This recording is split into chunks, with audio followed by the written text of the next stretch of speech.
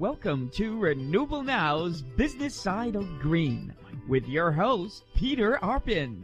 For the next half hour, learn about how business and sustainability can go hand in hand. And now, here's your host, Peter Arpin. Thank you so much, Michael. Welcome back, everyone, to Renewable Now at 1320 WRNP, WARA, RenewableNow.biz. Today, we're going to be talking about FountainHead RI, FountainHeadRI.org. I want to welcome Jason Dodier back from Schneider Electric. Jason, so good to see you again. It's great to see you, Peter. And a guy we've been trying to get in, David Almonte. Grant Thornton, thank you for being with us. Thanks, Peter. Thanks for having me. Jonathan Ter Meer, TriLink Global. You are back from the West Coast here at Cap City and Cap Link in Rhode Island. Welcome. Thank you for having me. Three brilliant young people. We are really glad to have you here in Rhode Island. We're really glad to have you as assets.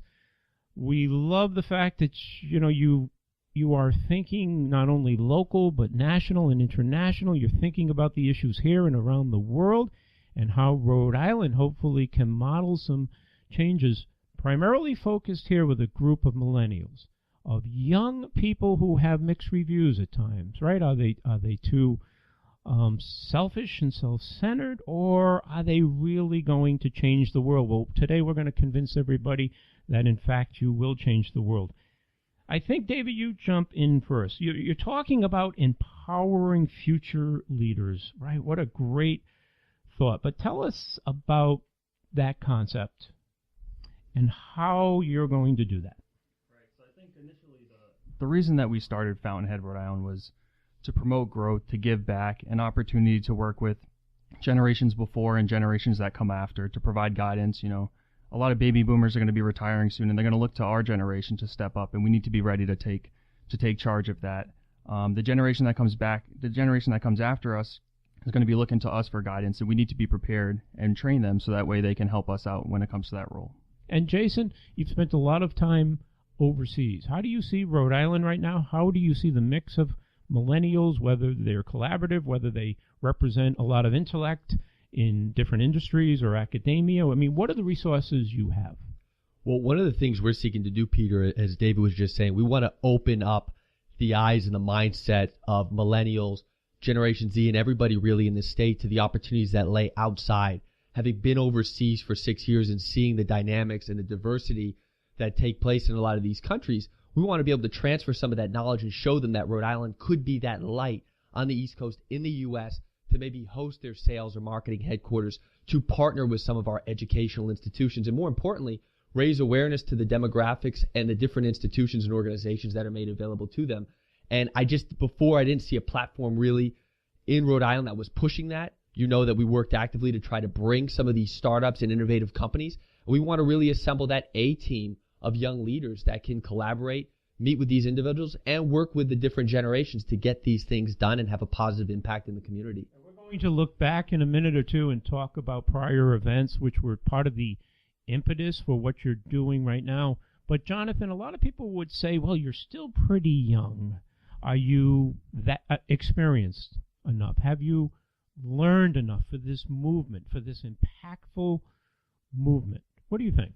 Yeah, it's a great question, because I think, as you mentioned, millennials kind of get a bad rap. I think there are a lot of conceived notions when you start labeling people as millennials. But I'm more inspired by this can-do attitude. I feel, and from personal experience, I graduated in 2008 from school, and jobs were nowhere to be found. I mean, terrible. And I'm just one of the millions that walked into that situation. You made a big investment of time and money. Yeah. And where did it lead? Where did it go? And you have your schools telling you, oh yeah, if you do the right internship, if you do the study abroad thing, your resume, and then crickets, right? So I found myself in a place where I had to start. It was easier to start my own business and find work that way than it was to find a job. And you did that on the west coast of the U.S. Yes. So that was which right. had more fertile ground, maybe a little bit ahead, right, in the green economy and the transformation and sustainability and some of these new industries. A lot of seed money, a lot of capital, a lot of investment. So Jason, thinking again about your group, how mixed are they here? Are they diverse? And certainly they're representative of so many different pockets in a state that's old, that's trying to be new in so many ways. Tell us about FountainHeadRI.org. Certainly, that's one of the things we really pride ourselves on, too, is diversity. We did not want to be an organization that was focused on just catering to one area. We talk about it a lot on our site, but we're really intrigued by financial literacy, sustainability. Nonprofits is a big piece. So our committee is made up of individuals from all of these different sectors, and we will be meeting continuously to discuss the ideas and how we can have an impact in each particular spot. And that's really going to be the lifeblood of our organization, is having a diverse viewpoint. And a lot of people that are on our committee come from different countries. They may have originally, their families were coming from Europe or other parts of the world. They were maybe born here or came here later on and they went to school here. So having those different divergent thoughts is absolutely paramount. So it's one of the, and Dave, you're going to, David, I should say, right? Do you prefer either one, or? All right. The certainly, it's one of the values of a Rhode Island having a great international mix. But I would think one of the things I want you to talk about is you think about the mission and the vision is what, though, are some of the crying needs in a Rhode Island? A Rhode Island that has been around a long time, is in a great spot on the East Coast, and has tremendous universities, has a reputation for a place like Newport and tourism. Yeah. So think about your mission, your mission and your vision, but how it relates to the problems here. Right. Well, I think going back to the point that Jonathan made, a lot of people, I graduated Bryant University 2009. The economy, great school, the economy just wasn't doing all that well. So and Jason, you graduated from there? I did. Okay. Keep going, David. Right. So I graduated 2009. The economy was in rough shape. I moved to North Carolina. My older brother, he moved to New York. I mean, we saw a lot of people from our generation that moved out of state, and I think that's one of the reasons we wanted to start this group. So is that typical, that we lose a lot of young people? I think that's a big issue that we're facing today, yes. And has that been going on for a while? I think it has been going on. I mean, the and downturn. Why, David? Why? Why are they going everywhere else? You know, I think as of right now, there's just not that many jobs. I think the jobs, we used to be a big manufacturing state, and a lot of those jobs moved overseas, and I'm not really sure that we were able to fill that with something, fill that void. And that's what I think we're here for. I think we have a big leadership void. I think we have a lot of politicians that mean well, but I think that they need our generation to come along, because there's a gap between the older generation and our generation. You can see it the way that politics are going right now. People want change. You need to have someone in place to put that change into action. Sure. Well, I want Jonathan and Jason to jump in, but do you think then that's the number one priority, is to convince young people to stay here? Well, I think, it doesn't take much convincing. Take a drive around Newport. It's one of the most beautiful pieces of the United States. It's also a great place to live. The medium house here is going to be a lot lower than Boston or any of its suburbs. And so, really, when you have to sell Rhode Island, it's not a hard sell. Back to David's point, you just have to have a job, right? And I think what our group is trying to do is we're trying to band our talent pool together to say, hey, you know what? The talent is here. We want the jobs here. We want the companies here. Because I think that's back to your point. So you want companies to make a stake in the ground, and Jason, jump in, because you're with a big company, Schneider, who has a presence in Rhode Island. Do you want them, overseas companies, to open a sales office given the talent here? How will it happen? Short answer, yes. All of those things. Because, I think Rhode Island has, they have so much opportunity. You can bring in big companies, large companies. GE was looking at coming here at one point. PayPal is looking at the Superman building. And I think GE just made a commitment on one aspect of their operation too, right? Yes. Okay, GE Digital. Yes. So they are, in fact, here they're now. making a commitment, and they're starting to get people in. And great example, great. Jonathan. We really need the big guys here, right? Because I think that helps bring attention here. But let's not count out where innovation starts. It all starts, with the little guys. It starts with two people working out of a garage in a basement with a dream and a mission and hustle and grit, right? And that's what we're here to do. And that's what we're here to promote. And there is some of that, right, Jason, in Rhode Island? Some social entrepreneurs, some incubators, some seed going on? It's coming, and what we need, and I've seen this more, especially over the last 3 years, we need individuals to come together around this mission, but also that are very tech and savvy socially. Because I'll tell you this, and you guys all know it, and you've seen it over the last few years, selling Rhode Island for me, especially when I was overseas, was so easy. You present the vision. A lot of people want to have that hub on the East Coast. And then again, in the inverse, being in Rhode Island, working for a huge manufacturer, I'm eager to see us bring more jobs back. The Industrial Revolution, this was the place it started. We want to get more of that. We want to be more active in society, more active in the community. We need this millennial crowd. And again, to David's point at the very beginning, there's 58 million millennials now. We've passed the generation before us in the United States that are in the workforce. So these are things we got to be cognizant of as a group. And so when you think about maybe some of the expertise that you'd like to see develop here, and maybe some of even the emerging trends in technology, Jason and David and Jonathan, is it going to be around smart city technology, which we've talked a lot about? Is it going to be cybersecurity, or is it going to be biomed? And you've got a state that's not always completely understood.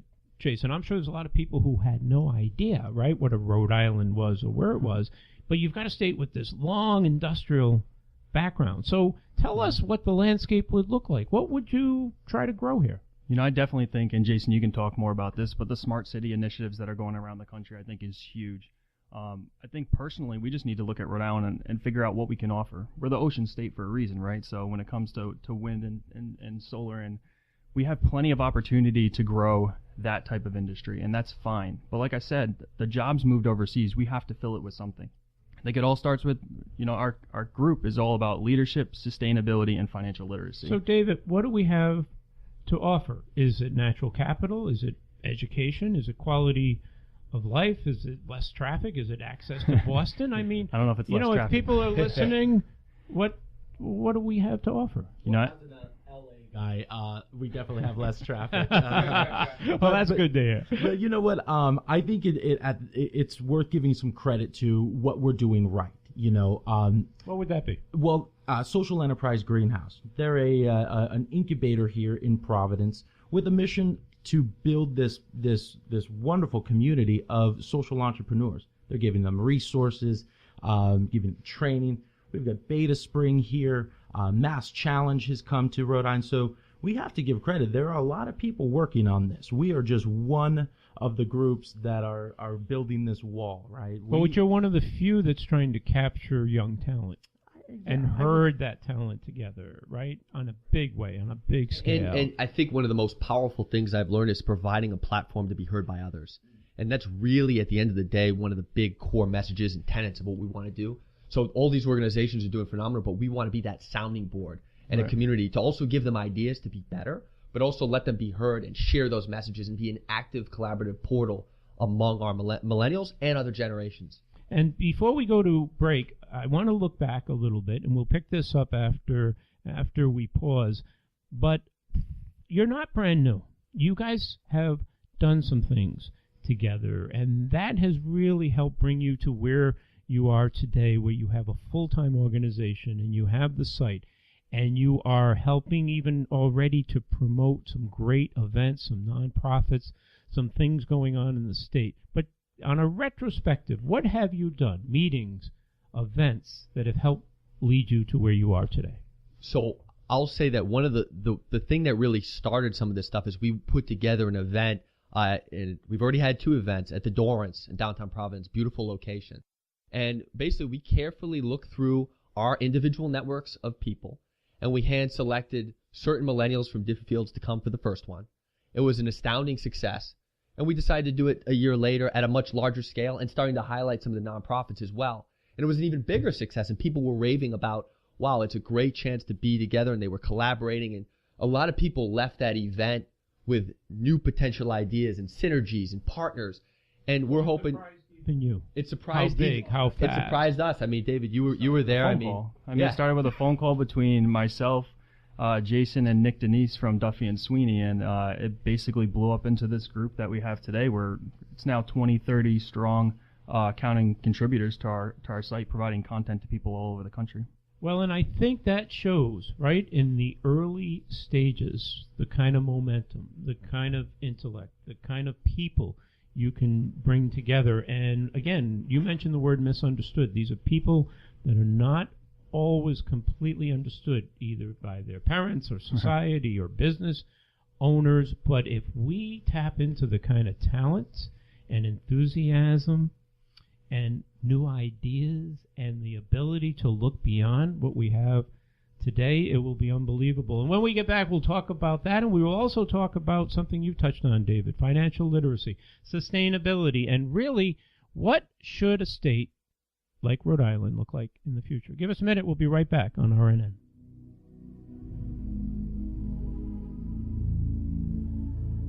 Today's business side of green is being brought to you by the Arpin Group. Arpin, creating customers for life. Rhode Island College, reach, inspire, and connect. WB Mason for all of your office supplies. And by Cardi's Furniture.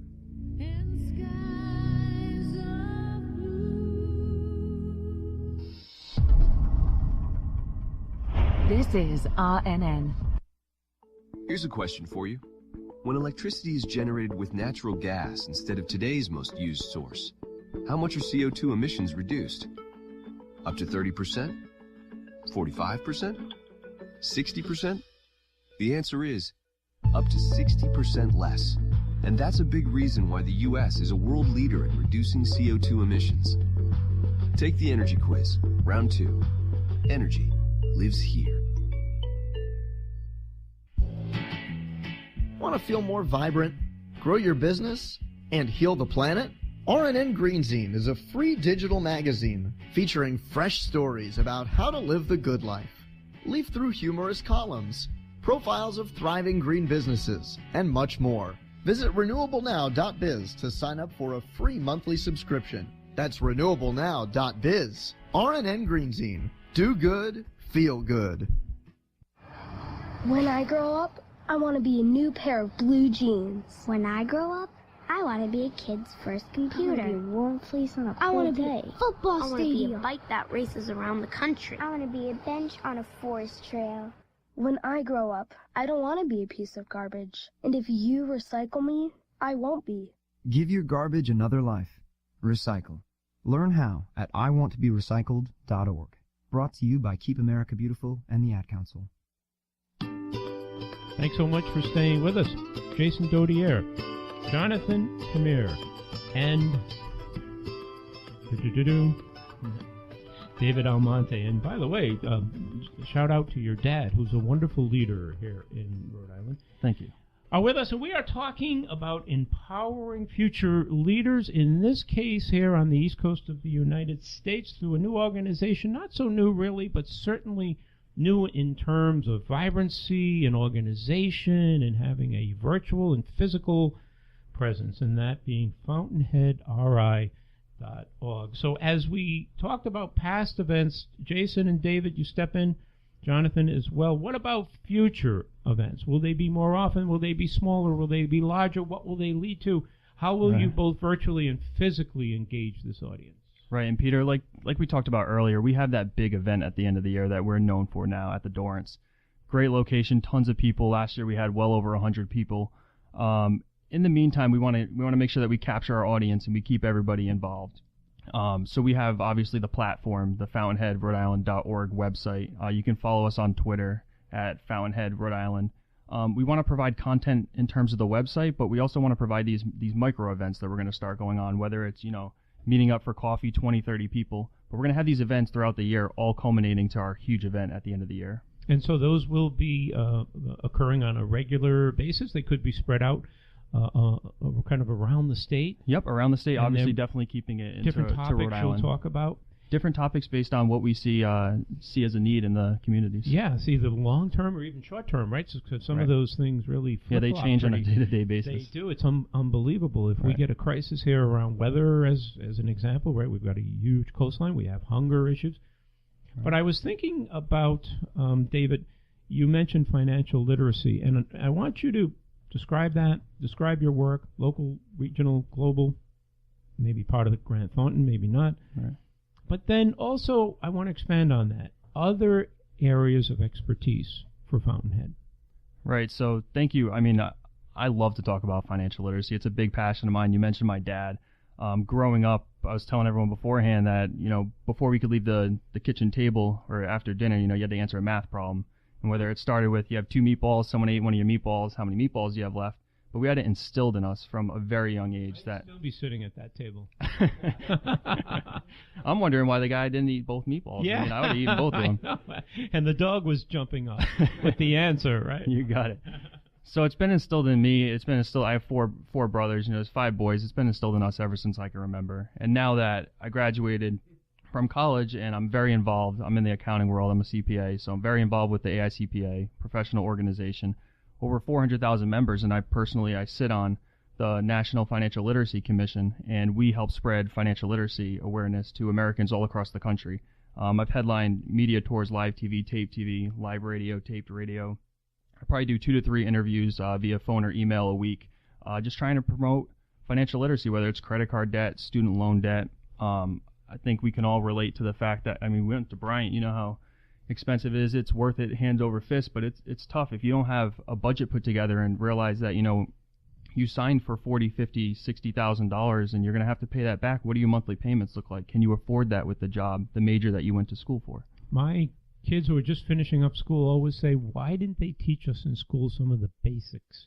This part is getting it into the curriculums, and it's a big passion of ours. As an aside, real quick, are we making progress? We're definitely making progress. We have a long way to go.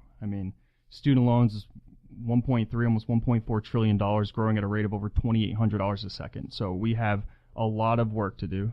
The hardest part is you owe $100,000. You have a mortgage without a house. I think that's the most difficult and it gets part. back to the investments and the return and how you're able to hopefully exploit that investment.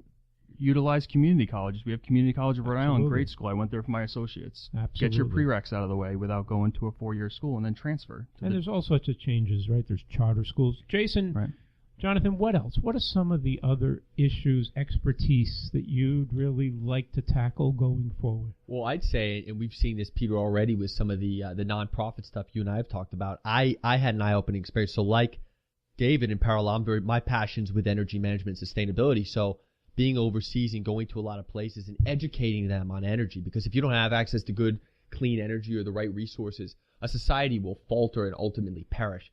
So understanding that and be able to communicate what's happening, not just from an Internet of Things perspective, but the basics from a grid and utilities perspective, and what are we doing for the next generation of our infrastructure and overall redundancy. And I want our messaging and our voice to be heard there. And I want to parallel that with one other piece for FountainHead RI. You talked about the events earlier. As a group, we want to be passionate about supporting the big events in state. We've got the autism walk that's coming up. We've got some other events for hunger and these types of things. And as a group, we're going to be coming together. We're going to have an active presence there. We're going to promote. We're going to work to raise money, and we're going to be very integral in the fabric of those things. So for me, it comes hand in hand, and then learning from my other colleagues on the committee is big. And Jonathan, early on, you had a background in fundraising, certainly in working with a nonprofit.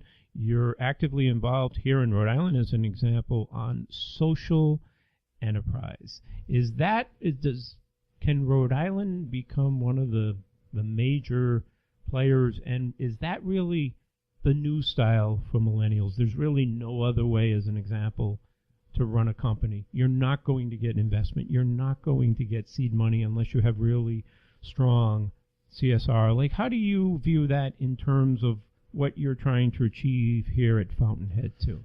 Well, I think what you're talking about, and even this conversation, this aligning of passion and purpose, this is a trend among millennials.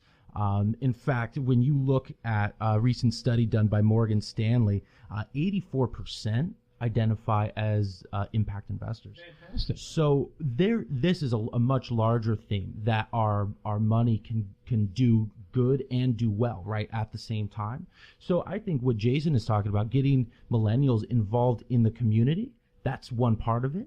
And what David's talking about, really owning your financial destiny, that's another huge part of it, right? Including digging out of debt. 100%. These are all positive things that allow millennials to become that next generation with authority. That we're going to move this country in this way because of these things, because this is where our heart's passion is derived from. Being able to have some impact and being able to make some systemic change. We want to do that here in Rhode Island. We're just a group that, like many others around the country, this is a movement. This is happening around the world. The millennials are not just a U.S. base, but this is a global phenomenon. And then it all becomes part of the kind of that new green economy, whether it's the low carbon, whether it's the digital economy, and all that has to come within the borders of Rhode Island. But David, you being a CPA, I want to ask you, we hear, would the day come where businesses are so focused on doing good work as well, right, social enterprise, and the nonprofits are so focused on becoming almost independent of donations, where they really have a business acumen, would the day come where there's no discernible difference, where it starts to bleed together the nonprofit and the for-profit world in some fashion? Well, I think, and I'm obviously on the audit side, so to take the tax part of it out, I think it's very important to keep them separated. I think we're going through the same thing, whether, this is a not-for-profit, what are we? I think our impact is getting people together that have the same mindset, that want to. Rhode Island's given us so much, and I think we need to give back to Rhode Island, whatever that is, whether it's financial literacy, sustainability. We want to make sure Rhode Island is here for I have 2 daughters. I want to make sure Rhode Island's in a good place, that there are jobs for them when they grow, whatever those jobs may be. Gets back to all of you being very young. There's a great book, and it talked about first part of your life is success, the last is significance. You guys are they're way before the rest of us, including me. I wasn't even thinking about these things at your age. So, and Jason, jump in, but kudos that you are getting there so fast. Thank you. I would pose this as well, and I realized this early on. We all have the capacity for learning. Obviously, we're learning constantly. We have great educational institutions here. But so many people, we see it, they take that learning, you create knowledge, and you harness that knowledge, and sometimes you disperse that information when you're having discussion.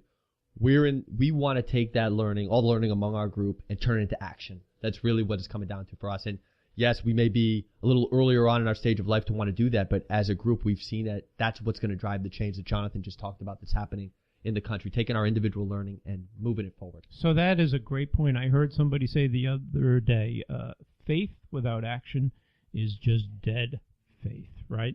And it's the same thing for your ideas and whether they translate into positive things for this state. As we finish up, only 2 minutes left, then for everyone listening, including people not in Rhode Island, can they participate in some way? Should they be aware of what you're doing? Is there a virtual movement, or are you so focused, obviously, on the local changes that it's really more Rhode Island based? And what are the steps you want them to take? Well, I think thank you for asking that question. So we have a website that I mentioned before, FountainHeadRhodeIsland.org. You can follow us on Twitter, Fountainhead at FountainHead Rhode Island.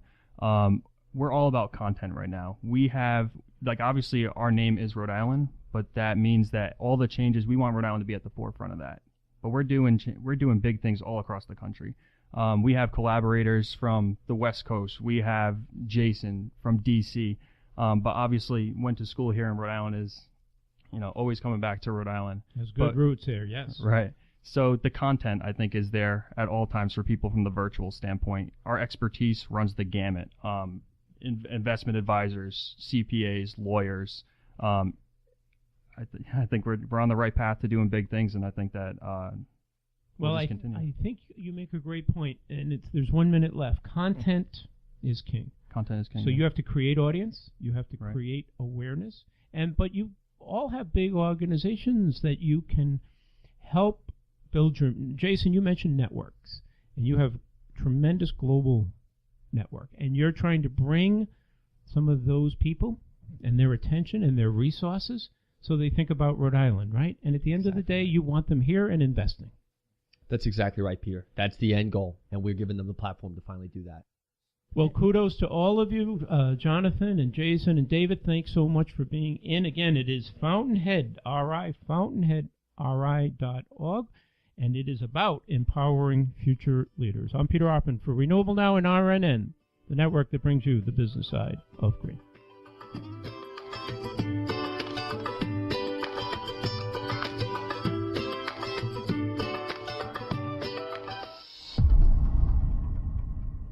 This is RNN.